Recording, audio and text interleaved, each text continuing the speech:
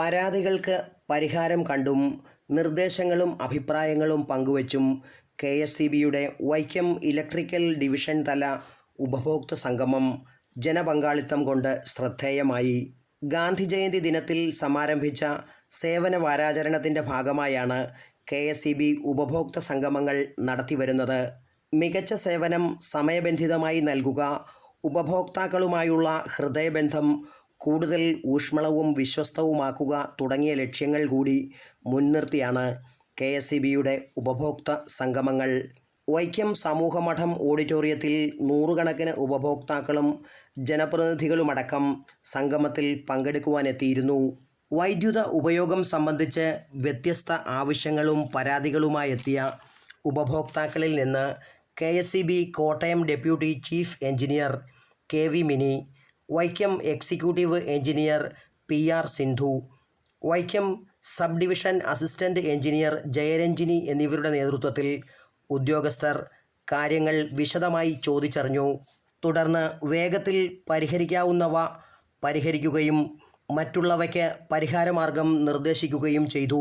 മികച്ചതും കുറ്റമറ്റതുമായ സേവനത്തിലൂടെ ഉപഭോക്താക്കളുടെ പൂർണ്ണ സംതൃപ്തിയാണ് കെ.എസ്.ഇ.ബിയുടെ ലക്ഷ്യമെന്ന് deputy chief engineer K V. Mini പറഞ്ഞു. രാഷ്ട്രപിതാവ് മഹാത്മാഗാന്ധിജിയുടെ ജന്മദിനമായ ഒക്ടോബർ 2-ാം തീയതി കേരള സ്റ്റേറ്റ് ഇലക്ട്രിസിറ്റി ബോർഡ് ഉപഭോക്തൃ സേവന ദിനമായി ആചരിക്കുകയുണ്ടായി. കേരളമൊട്ടുക്കും എല്ലാ ഓഫീസുകളിലും സേവന ദിനമായി ആചരിക്കുകയുണ്ടായി. ഒക്ടോബർ 2 തുടങ്ങി ഒക്ടോബർ 8 വരെ ഉപഭോക്തൃ സേവന വാരവും ആചരിച്ചു വരുന്നു.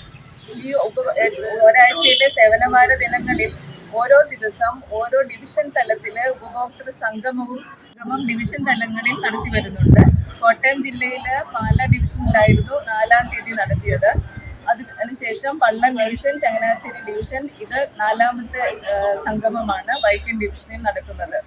വൈക്കം മുതൽ ഏറ്റുമാനൂർ വരെ നീണ്ടുകിടക്കുന്ന ഇലക്ട്രിക്കൽ ഡിവിഷൻ പരിധിയിൽ നിന്നുള്ള ഗ്രാമപഞ്ചായത്ത് പ്രസിഡന്റുമാർ, വൈസ് പ്രസിഡന്റുമാർ, മുനിസിപ്പൽ ചെയർമാൻമാർ, വൈസ് ചെയർമാൻമാർ എന്നിവരും ഉപഭോക്തൃ സംഗമത്തിൽ പങ്കെടുക്കുവാൻ എത്തിയിരുന്നു.